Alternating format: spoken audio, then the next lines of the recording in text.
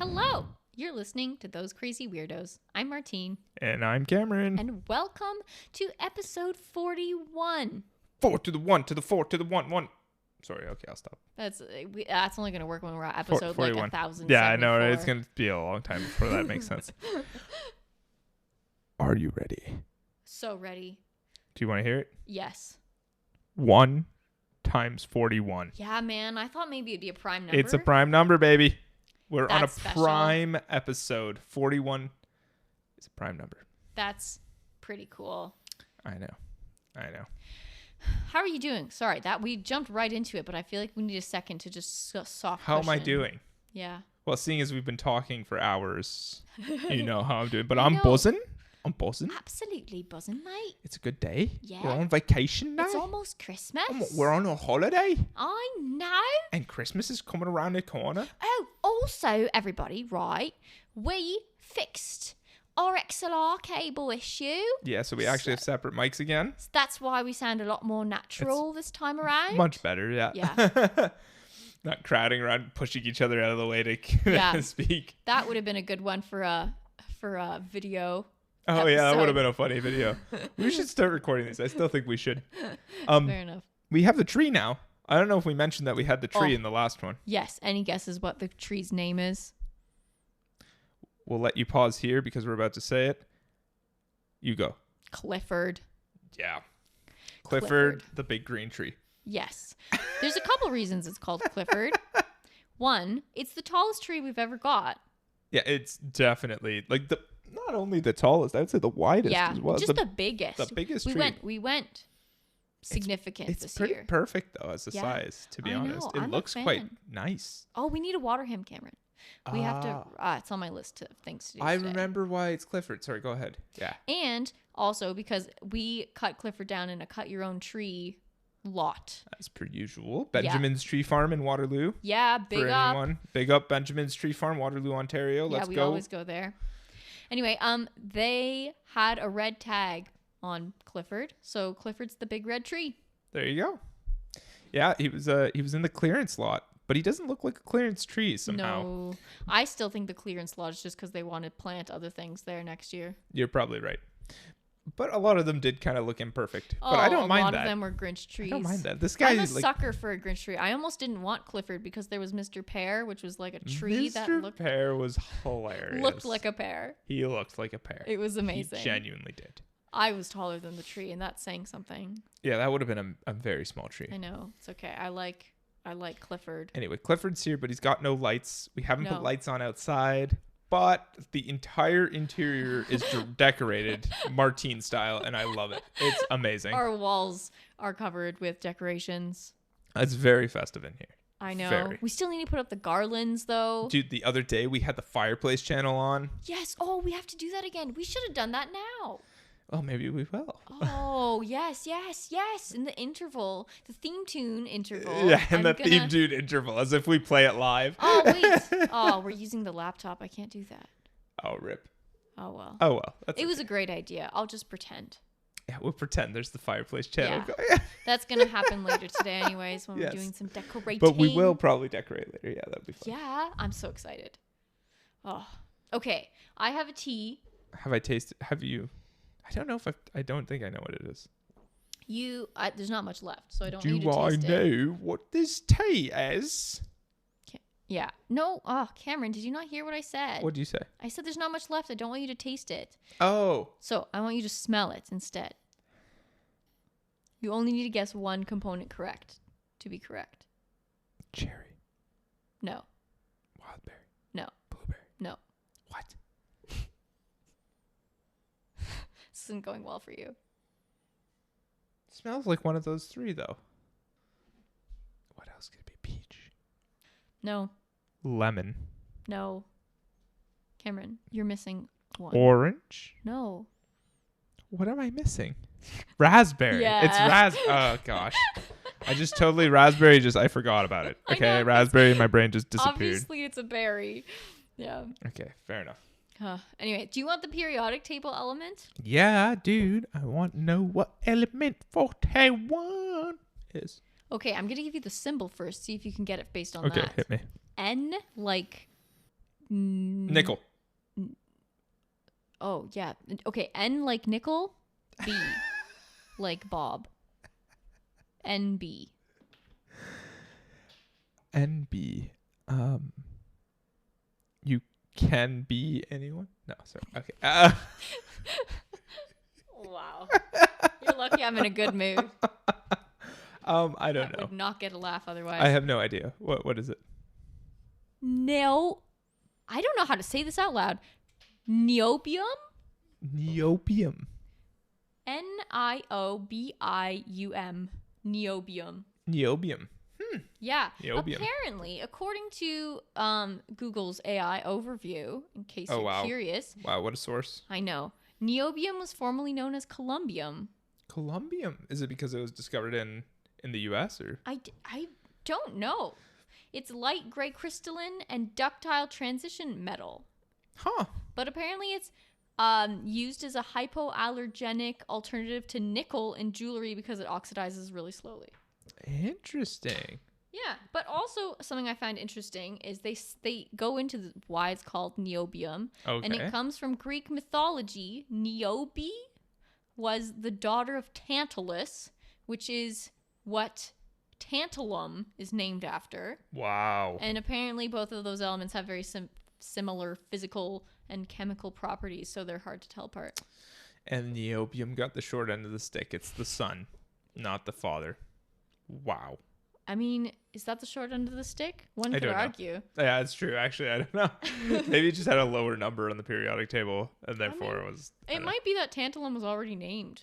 That's also true, actually. Because if it was formerly columbium. Anyway. Yeah, it's true, actually. It's fair. Yeah. Cool.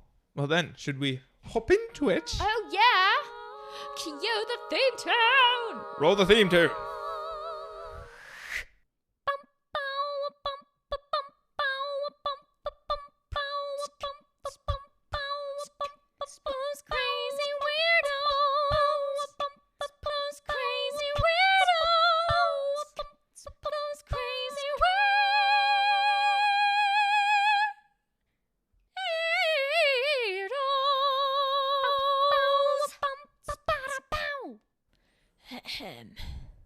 You don't say. Well, that was depressing. What I was? Sounded like a corpse. Yeah, say like a corpse. Corpse is dead. Yeah, it sounded like I was withering away to dust. Yes, you sounded near to death. Yeah. Anyway. Oh god, that was really funny. Yeah, so I have like 4 classifacts. Not really. It's like 4 random Rando-facts. It's like 4 things, but there's like a bunch of like tiny little rapid fire facts under those 4 things. So I'm going to say 4 facts really, but it's kind of more.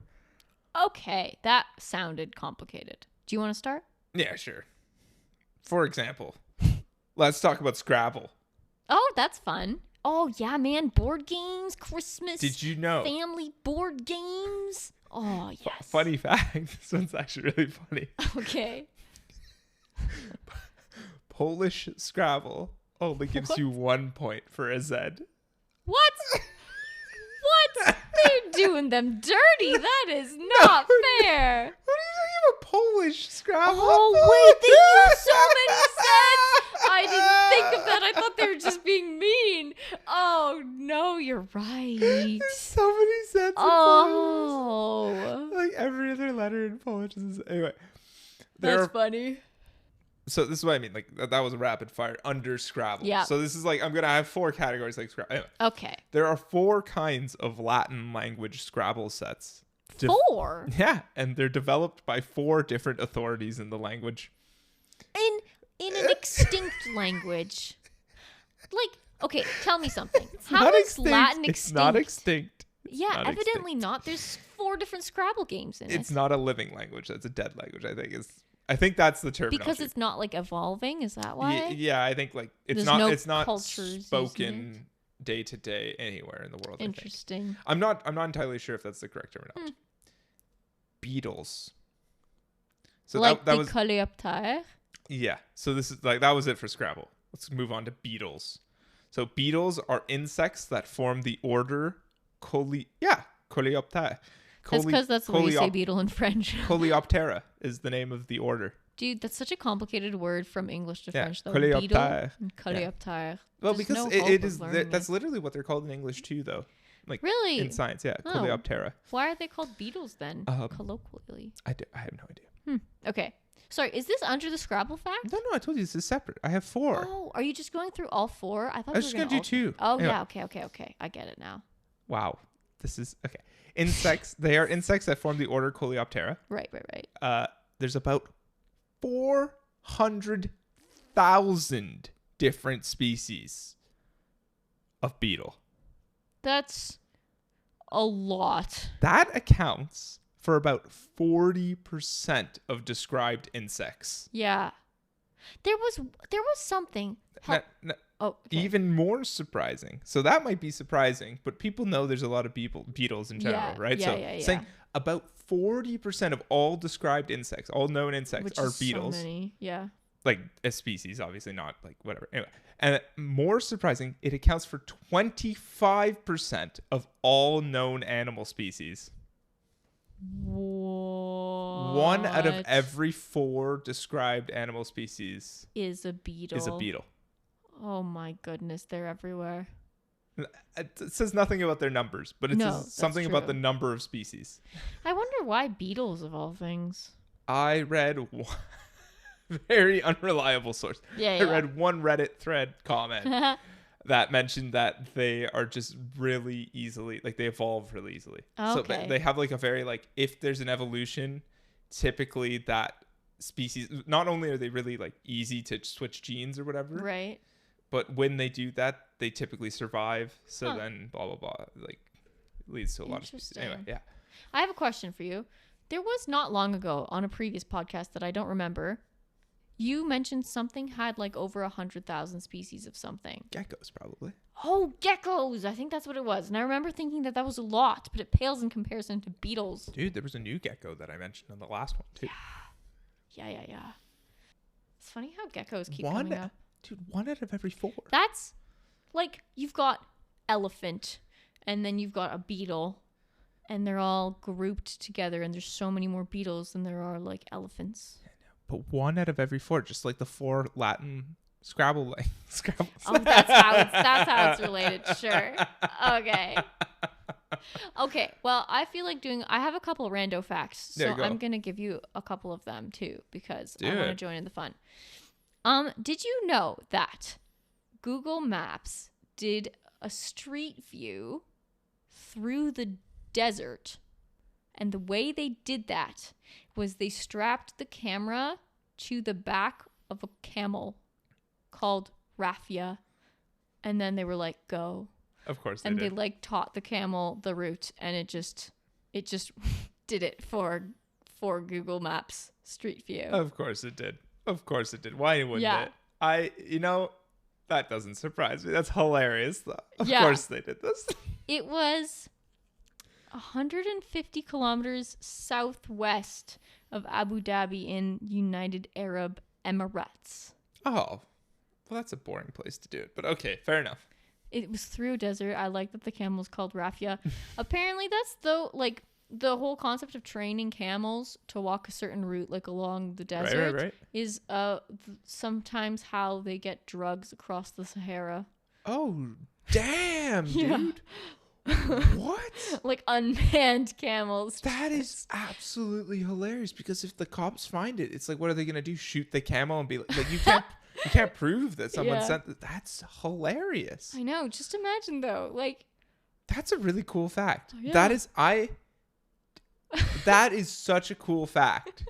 Honestly, if you tell people just randomly in the middle of some conversation, hey, did you know that they send unmanned camels through the desert to transport drugs? Yeah, but also just imagine going to a street view of a desert path and you just see a camel's back and there's nothing else around. Like, it's very weird. Wow. Yeah. Anyway, I thought that was funny. Do you want another one? Yes, This is my other rando fact. We're doing a pivot. Did you know that the guy who invented the handbag, his name was Sam Parkinson? Okay. So like handbag specifically targeted at women, and this was like in the 1840s. Right. Yep. He also invented something else. Oh no. What was it? Something weird, I bet. Just unrelated. It's objectively a good thing. Oh no. What? Oh, it's a good thing. Yeah. We IV like bags. Sam Parkinson. No, nothing that useful. Oh. Pots. Pots? No. Butterscotch. Oh. Okay. Right. Yeah. Isn't that so random? Confectioner and clothing designer. Yeah. Wow. Wow. Man of many hats. And tastes. And accessories. And tastes. That's good. Oh, that's good. Yeah. Good job. Thank you. Okay. Go for it. All right. Ready? Yeah. The last two. Bats. As long as we're talking about the number of species. Oh, this one spun out from this. Bats. Over 1,400 known species. Really? And Bats are cool. Account for about 20% of all known mammal species. What? I wouldn't have thought that. 1 out of every 5 mammal species that we know about is a bat. That's what? That's really unexpected. What? More like bat? Bat? Yeah. That's really unexpected. Sorry, can we go back to the bug thing for a sec? Yeah. I would have thought if you told me to name one kind of bug that's like 1 in every 4, I probably would have said ant. I feel like there's a lot of different kinds of ants. I also feel like I would have said ant. Yeah. But I guess not. I'm trying to think of the equivalent for the mammal kingdom, mammal group, whatever. I don't know what I would say, though. I didn't realize bats were so prevalent. Well, there's a lot of different species of them, yeah? Yeah, I didn't realize that. Yeah. That's cool. They are kind of everywhere, like geographically. I guess bats are kind of not really like dogs, but kind of like dogs in the sense where they come in all shapes and sizes. Do you know what I mean? There's some really cute bats. There's some really small bats. There's some like big bats, and they have all got different like habits and. Okay, wait. Let me ask a question here. Are all dogs the same species, though? Oh, all dogs are dogs. Wait. Cameron, I don't remember what a species means anymore. I think it means that they can mate with each other. All dogs can mate with each other. Yeah, so then they're all this one species. Oh, that's so confusing. But, okay, wait. They're different breeds within the species. Oh, right. Oh, so are we talking about like just a like me and you were and the same species, but we don't look the same. Yeah. No. Are we talking about like coyotes and wolves and dogs are all canines? Canines is different though. Yeah. But yeah. It's Sorry, I'm just trying to think of how are there different species of bats because they're all called bats, no? Yeah, but they're different species. Well, it's like fish. They're all called fish. But there isn't. But a shark can't mate with a goldfish. Oh. But they're all called fish. Oh, Cameron. No such thing as a fish. I know. Just like there's no such thing as a bat, I guess. This is breaking my brain for some reason. So, bats of different... Okay, I think this is what's confusing me, right? Bats of different species are still called bats. Just like birds and fish. Oh, but they can't mate with each other. Like a cardinal can't mate with a robin. Yeah, birds and fish are the same. We call them birds, we call them fish. So, okay, dogs are just a really poor example, I think. Yes. Right. Birds and fish would be a better example. Not fish. Fish are too confusing for me. They're very abstract. Wait, why? Because I find it easier to be like a cardinal and a robin are both birds, but they're different. And I'm just... A shark and a goldfish. Yeah, okay. A whale and a shark. But there's... a perch and a trout. The underwater kingdom is too complicated for me to grasp properly, but birds are a lot simpler in that respect. I see birds every day. Okay, right. Yeah. Okay, so yeah, sure. Certain bats can't mate with other bats because they're different bat species. But they're called bats. They're not called mammals. A robin is called a bird and so is a cardinal. Yeah, but... Oh, Cameron, my brain is broken. Sorry, everyone, for witnessing this. Okay, ready? Here we go. Yeah. A category of living things that ranks below a genus is made up of related individuals able to produce fertile offspring and is identified by a 2-part scientific name. Huh. That's what a species is, yeah? Yeah. That's from one definition. Another definition says a group of living organisms consisting of similar individuals capable of exchanging genes or interbreeding. The species is the principal natural taxonomic unit, ranking below genus, and is denoted by a Latin binomial. Example, Homo sapiens. Okay. So two words, just like the 2 parts. I think what confuses me is that they're all called bats, but they're different. Oh, it's just like birds. But just like birds, yeah. I know. I don't know. I think it's because dogs all look different, but they're all still dogs.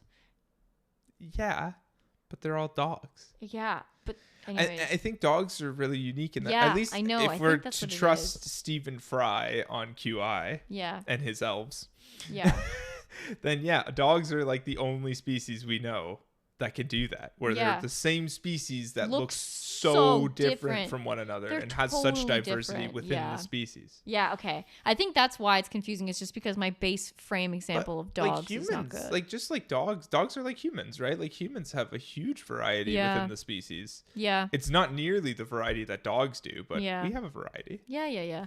I guess. Oh, Cameron, I have another question that's maybe silly.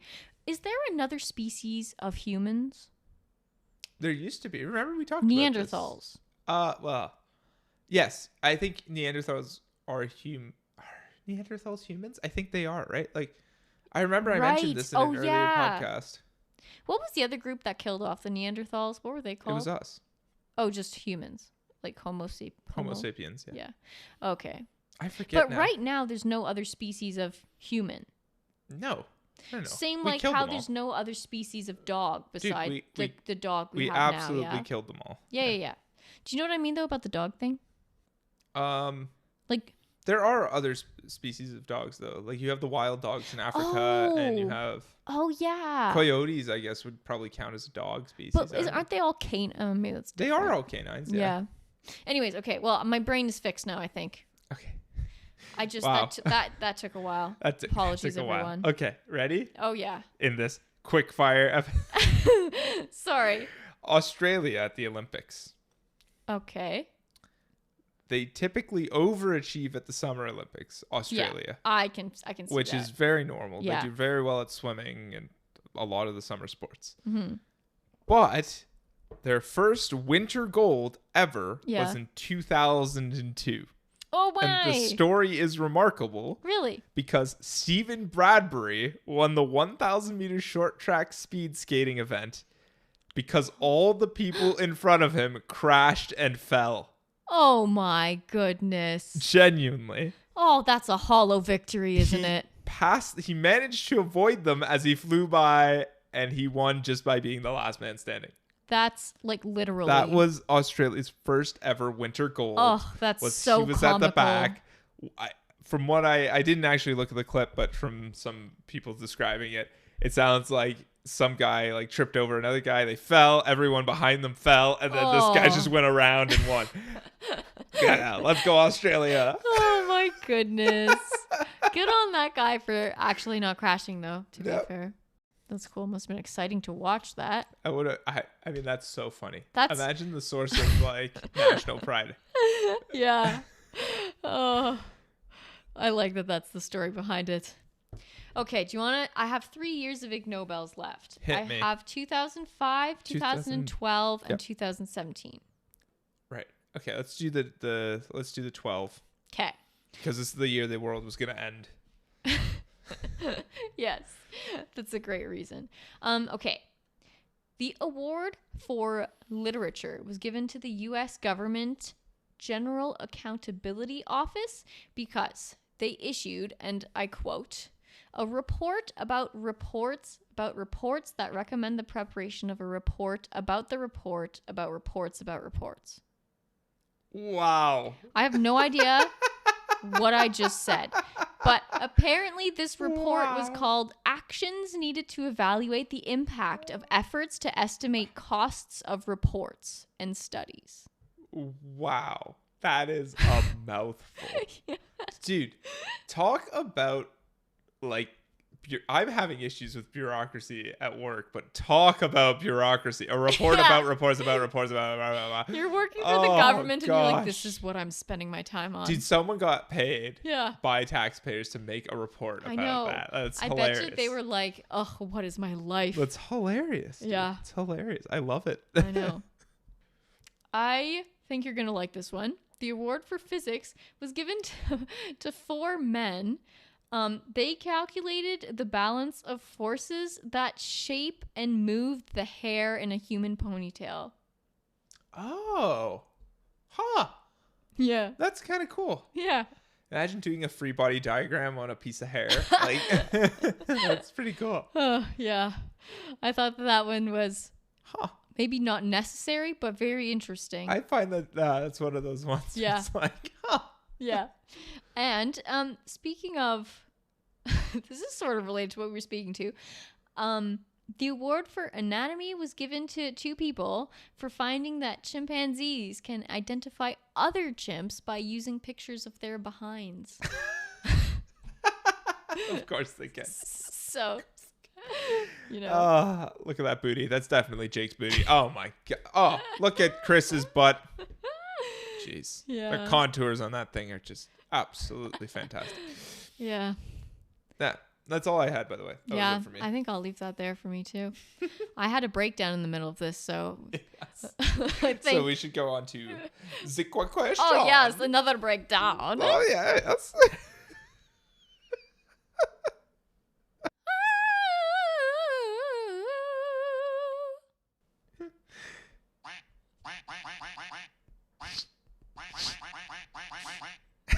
It's a big red button that doesn't quack. You know what we need? Look at it. Like, we need one of those Staples buttons. That was easy. That was easy. But for a quack. Yeah. And it's time for the quack question. It's Martine's turn to give me the quack question. So go ahead. Okay. Well, if you recall, which I sure hope you do, that at the beginning of this episode, we went crazy for Christmas. Crazy, yes. Yes. So I have a quack question about festive things. Ooh, so if you were a Christmas ornament, what would you want to be? Oh my gosh, if I was a Christmas ornament. Yeah. Well. I feel like the options are a lot. Huh. That's a good question, eh? Thanks. I thought so. Okay. My first thought. Yeah. It's kind of lame. That's fair. But not really that lame. I would be like, I know. Sorry, I'm looking around the room, podcast listeners, because we have ones like that one that are blue and silver. Oh. That are blue and silver, and they're really cool looking. Oh, yeah. Yeah. That's a nice That's my one. first thought because it's pretty and it's simple. Yeah. It's not overly complicated. Yeah. But also a part of me wants to be not pretty and not simple and very overcomplicated. You know what I mean? Wait. Can I tell you my pretty and simple, not complicated that? Go for it. A candy cane ornament. I'm just such a sucker for the ones that are like, they look like you just want to eat them. Absolutely beautiful. Oh, yeah. Okay. Sorry. Keep going though. No, that was like, I like that. Other answer. than that, maybe like, I don't know. I really like those ones of like, I don't know if it'd really make a good ornament, but like a hockey stick or something. Huh. Like I don't know. Those kind of look cool. Like it's just like a hockey player. Like a Christmas ornament for that. Yeah, I could see that. Interesting. I don't know. For some reason, that's what's coming to mind. What about if I added the constraint of you have to be a character, like a Christmas kind of character ornament, like something that you could personify? Okay. I would be maybe Max from The Grinch. Oh, I love that. You're very good Max from The Grinch. You would be I think I'd make a better Grinch if I'm honest. You could act out the Grinch more, but you're more like Max. Either that or a mouse. A mouse? Oh, I think I could be a good mouse.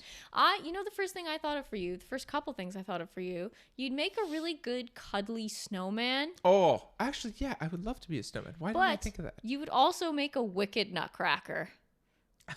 yeah, fair enough. What do you think I would be? Would you like to be a star? I feel like you could be a star. Yeah. It's pointy and dazzly. Yeah, but that's not really a character. Could be a pickle. Thanks. I don't know. What would you be? You could be a good dog or something, like a good, or you could be a mouse Snoopy. with me. I could be a good Snoopy. You would be a good Snoopy. What about the little Peanut? A Cindy Lou Who. What about Peanut? You could be Peanut. Yeah, for sure. The little yellow bird. Absolutely, you can be Peanut. Actually, that'd be really funny. What about? I also think I'd make a. Oh, I could be a Pooh Bear. Oh, you'd be a good Pooh Bear. I will, dude, when I was a kid, Pooh Bear was my idol. I would dude, be the guy just sat around eating all day and sleeping. It was awesome. Sorry. I'd be Tigger. My Christmas stocking from when I'm little is Tigger. Is Tigger. So I have an affinity to Tigger. I think I'd make a cracking good reindeer as well. Yes, you would. You would. Mm-hmm. That's a good question. Thank you. And now we've just talked about all Christmas ornaments. I know. I love that. Don't you just... Oh. Christmas! Yeah.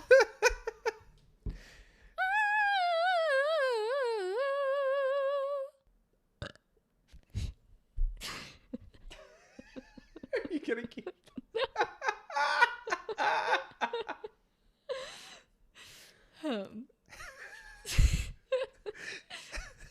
And now it is time for the cheerful earful.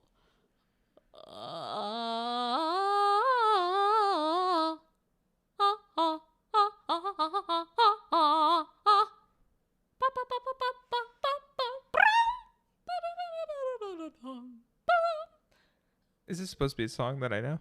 Yeah, it's a Christmas song, right? Festive. I think the first bit that I did ended up being from the Nutcracker, but then I did the Sugar Plum Princess. Right, okay. What's that? Right. Sugar Plum Fairy Dance? Is that a standalone song? Dance of the Sugar Plum Fairy Princess. Whatever, yeah. That. We understand each other. Okay, ready? Yeah.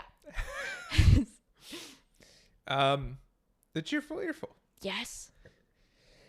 8-year-old heart transplant patient craved pickles, so hospital chef taught her how to make them. Aww. Yeah. That's cute. It's actually so cute. It's exactly as the title says. There's an 8-year-old girl who's been stuck in hospital waiting for a heart transplant at the Boston Children's Hospital. Okay. In the States. And her favorite food isn't at all what you'd normally expect from an 8-year-old girl, like pizza or cupcakes or whatever. Yeah. But rather, she loves a good pickle. That's so funny. Wanted pickles for some reason. So the chef, whose name is Sarah Bryce, shout out to Sarah Bryce, was like, wait a minute, this 8-year-old girl wants pickles.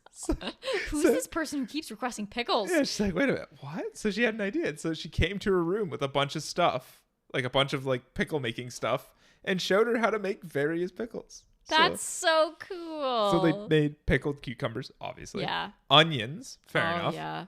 But also carrots. And, wait for it, watermelon. Oh. They pickled watermelon? What? Anyway, I still can't get over that. That would taste interesting. I still cannot get over that. I have no idea what pickled watermelon would taste like, and I'm not sure I want to know. I feel like on Bake Off we've heard of pickled strawberries. That sounds... that was Dylan. Oh, right. That doesn't sound too bad to me. No, but watermelon sounds weirder. Really? I mean, I guess watermelon, I feel like it would absorb a lot of the juice. Yeah.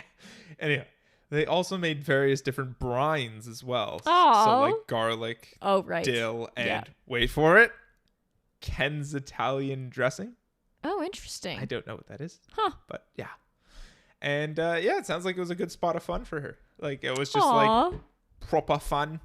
If you look at the photos, I always show you photos that the audience has to go and click on the link to see. Please go click on the link. It will make you happy. It will make you happy. But here's her little pickle making station. She's got her little chef's hat on. It's very funny. I like that there's a picture. Oh, gosh, come on. If I could get the I haven't seen it yet. Technical difficulties. There you go. Aww. You're right. She's got a little chef's hat on. They've got little labeled containers. So many containers, Cameron. Yeah, she made a lot of pickles. Oh, that's so nice. Her room? I guess she's been there for a while, eh? Her room is full of stuff. They made a lot of pickles, man. Yeah. It's a children's hospital, so there's some, like, children. It looks a lot nicer than a boring old bleak hospital might. Yeah. And the pickles, man, just imagine the next day someone's coming in with a mini fridge so she can store all her pickles. Oh, that's so sweet. Yeah. Oh, yeah, I'm showing Martine another picture of them actually making the pickles. That's so cool. That chef really is cool. Yeah, and what she did cool like person. A pickle tasting. Oh, that must have been great. Yeah, isn't that fun? That's so fun. Just imagine instead of a lemonade stand, this little girl's just gonna have a pickle stand. A pickle stand? Honestly, it would probably sell better. She could sell pickled lemons. Oh, just imagine the kind of lemonade that would make. Oh, very sour indeed.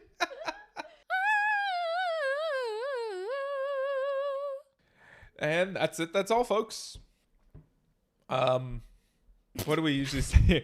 If you'd like to send us some content, like a cheerful earful, a quiet question, or some facts for You Don't Say, or literally any anecdotes at all, you can reach us at thosecrazyweirdospodcast@gmail.com. Mm-hmm. Or visit our website, thosecrazyweirdos.ca.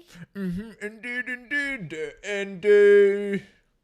Pip pip cheerio. Yeah, till next week. We're gonna walk our puppy. We're gonna decorate our Christmas tree and eat tea and biscuits. Yes. Tea and biscuits. He's stretching, Cameron. He's looking at you. Yeah, because I said tea and biscuits and he wants some. Anyway, adios. See you next time. Pip, pip, cheerio.